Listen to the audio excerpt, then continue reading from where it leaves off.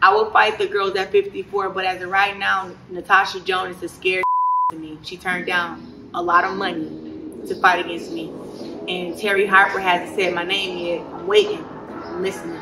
So it has to be either 47 or the easiest weight class, 175.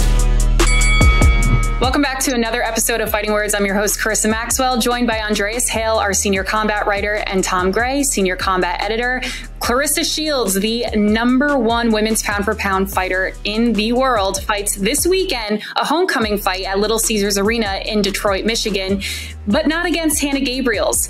Last week, Hannah Gabriels tested positive for a banned substance and had to be removed from the fight card. So now Claressa Shields will be facing Maricela Cornejo for her homecoming fight. Now, we were planning on talking about how Hannah Gabriels wasn't really a great opponent for Claressa Shields. And even she knew that. She had to take a banned substance to even get in the ring with her. But when you have a fight that's this high caliber, especially for her, against Claressa Shields, why does she and other athletes think that they're immune from these VADA rules that were put in place to not only keep fighters safe, but to keep the sport fair? You look at Conor Benn, who had 2 failed drug tests and couldn't fight against Chris Eubank, a fight that was people were really excited to see. So why do fighters keep thinking that they're the exception to these rules?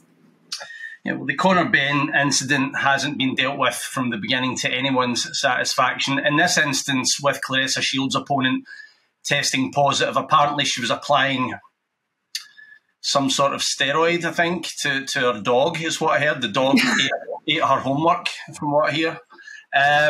You know, the performance-enhancing drugs issue in boxing is so disheartening if you're a fan of the sport or if you work in the sport. There's never any excuse for it. We don't know what the actual outcome is going to be with this, but by the looks of it, and she's out in any case and we've got a new fight, but you know, you can't get away with doing this in high profile fights. So if it's found out that this girl is guilty, then it's on her. It'll be a black mark over her career for the rest of her life. Yeah, I mean, for one, Claressa Shields could say, now, you know, you had to take drugs to even try to beat me. It only adds to Claressa Shields' narrative. On the other side of this, fighters and people have been cheating for years in multiple sports, baseball, football, every sport you can think of, everybody's cheated. But it's a little bit different when it comes to combat because your job is to hurt somebody. But it doesn't prevent somebody from trying to cut a corner. And they usually try to cut a corner because they've either done it before or they know how to do it, or at least they think they know how to do it and they can get away with it. Then you get caught. Now, whatever Hannah Gabriel's excuse about rubbing her dog down with steroid cream, it sounds absolutely nuts. But these rules are very strict for a reason, which means anytime that you see something, you better make sure that if you come in contact that you won't pop positive. So you got to be very careful. And a lot of these fighters are just careless. They're just careless, and it costs them. It costs us as fight fans. But like I said, Claressa Shields, she can just add it to the narrative. I'm the best in the world, and you got to take drugs to beat me. Well, and it's interesting because Claressa Shields did go on Instagram Live and she reacted to Hannah Gabriel's testing positive for this substance. And, you know, even us now, we're just saying, like, you know, Hannah Gabriel's, joke's on you. You had to take drugs to fight Claressa Shields. But Claressa Shields made the point in her reaction that if this was her, there would be public outcry, revoking her gold medals, revoking all of her belts. And this would be a major talking point in the sport. But because it's just Hannah Gabriel's, we can laugh it off. Now, is it going to take a high caliber athlete in the sport to actually enforce this with the lower fighters? Or is this just the reality that these lower ranked fighters, well, they're the ones who need to take the drugs? No, not really, because you've already had high caliber fighters fail tests. Roy Jones failed tests, Shane Mosley failed tests, Canelo Alvarez at one time failed a test. You know, so you know, in Conor Benn recently, because as you mentioned, that fight was high profile. Conor Benn has basically been dealing with that now for months and months and months, and will be dealing with it for months to come. So, you know, everyone in the sport knows it's a serious issue.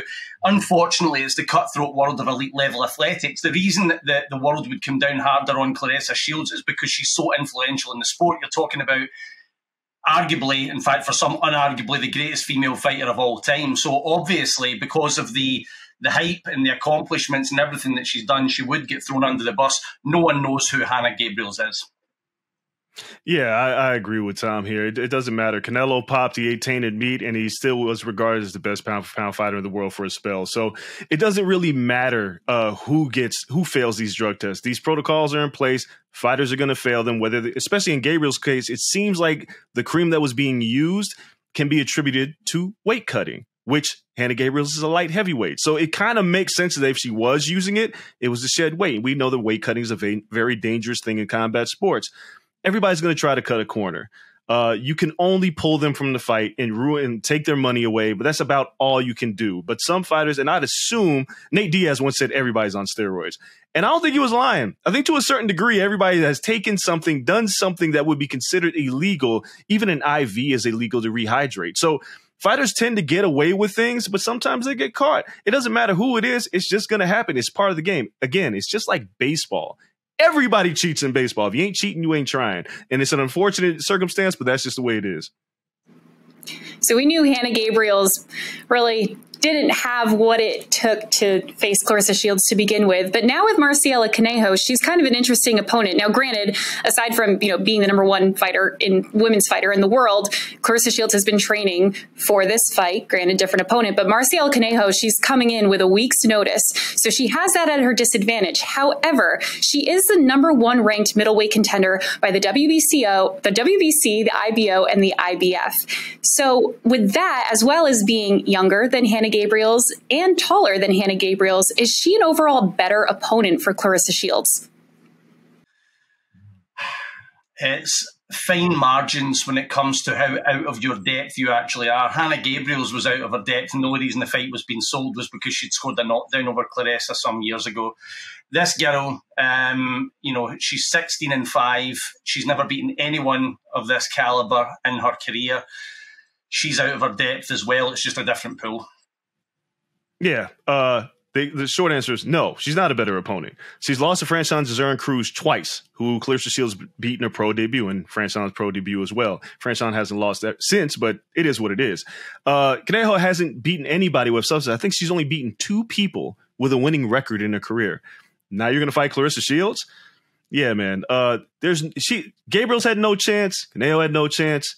All these women have no chance. It's like a glorified exhibition where Claressa Shields is beating people up. It doesn't matter who it is.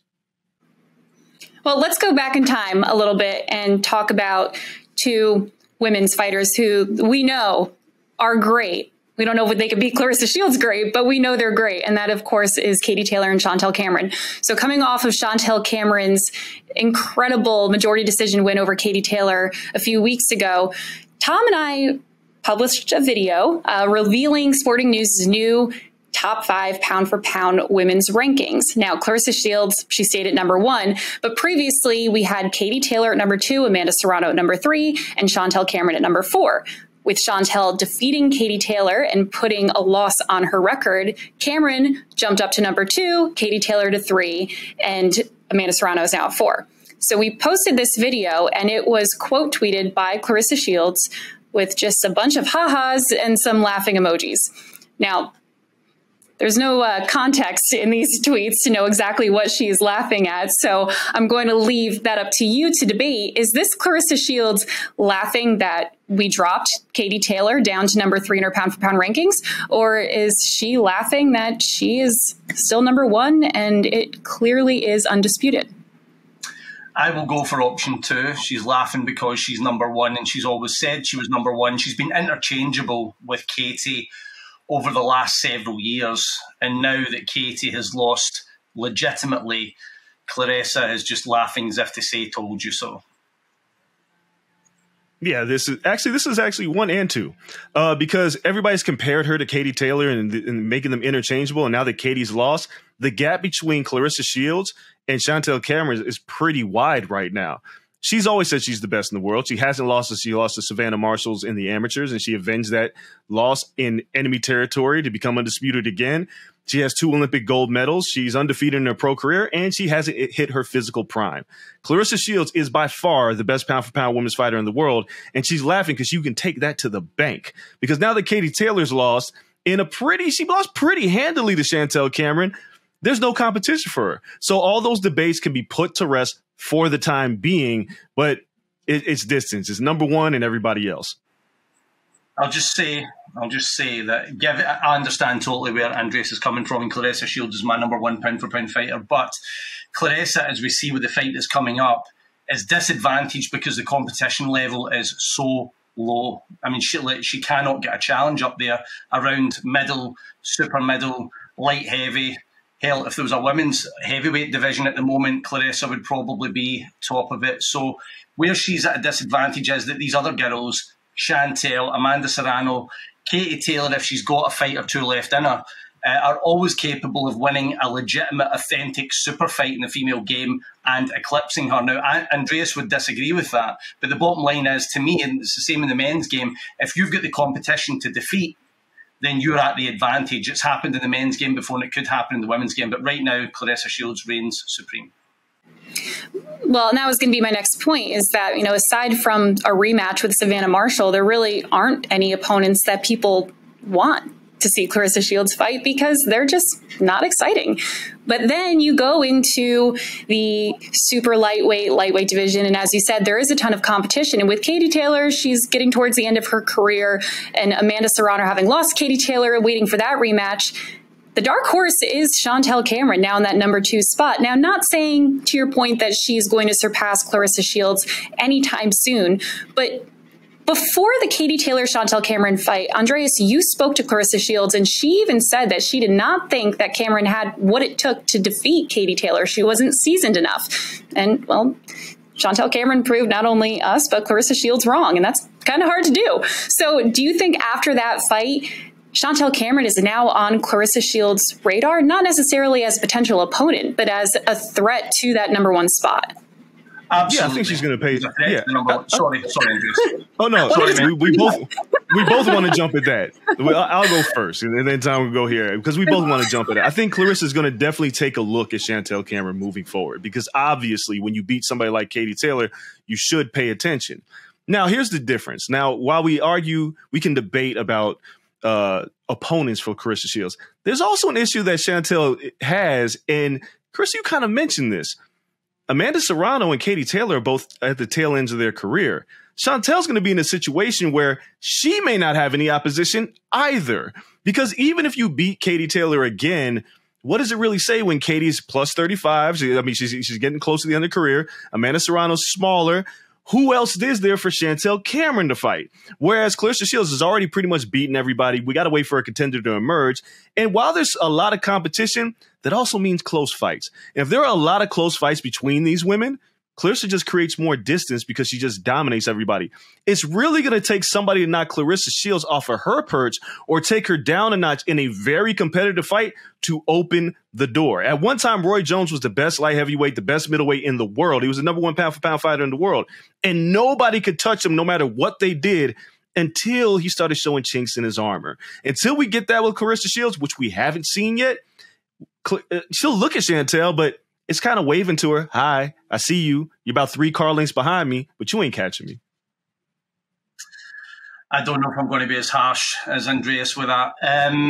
For a start off, it's okay to turn around and say that Katie Taylor's in her mid-30s and woe is me and all that. But the bottom line is the odds makers weren't seeing that coming in. Katie was the favourite to prevail. And Chantel beat her legitimately. It's a historic win for her. If she were to do it again, and it was more emphatic, let's say, for example, Chantel could get her out of there, then that's a statement win, and that is going to supersede anything that it's possible for Claressa to do at the moment. You also have, as much as age is a factor, look at Natasha Jonas, who's also in her 30s. Like, Natasha Jonas is basically performing better than at any other time in her career. That's a catchweight fight to make. Again, that is a much more attractive fight than anything that Claressa's got available. So Chantel simply does have more options kicking around, but a lot of it comes down to the optics. How does Chantel Cameron win? Does she win a snoozy decision that people want to forget about? That certainly wasn't a snoozy decision against Katie Taylor. I thought she was exceptional that night and boxed out of her skin. So it'll depend. I mean, Claressa right now to me is the best, but she is operating amongst a level that, quite frankly, can't lace her boots. Literally. I mean, this girl has got no chance. I would put my mortgage on it. No chance of winning. So when you've got that, and then you've got Chantel Cameron, who's able to knock off pound-for-pound entrants in the game by comparison, that's where they'll get closer together in terms of pound-for-pound recognition. So should I even bother to ask what your prediction is for this fight this weekend? Claressa by highlight reel out of a Hong Kong action movie domination. I mean, the only prediction we need to make is Claressa Shields going to knock her out? That's the only thing we got to really wonder. She's going to win the fight. Is she going to get a stoppage? She only has 2 in her career. She's probably going to go for one here because why not? It's a homecoming fight. It's somebody that really poses no threat. I'm going to go ahead and say Claressa Shields stops her. How about that? Claressa Shields draws stoppage. But yeah, she's going to win. So if we learned anything from the Katie Taylor homecoming, I am sure that it will at least be theatrical, her ring walk, the energy in the arena. So despite the caliber of the actual matchup, highly encourage boxing fans to tune into that fight to see Claressa Shields make her homecoming June 3rd at the Little Caesars Arena in Detroit, Michigan, streaming live on DAZN. Thanks for watching Fighting Words. I'm Karisa Maxwell for Andreas, Hale, and Tom Gray. We will see you next week. Entrance will be better than the fight.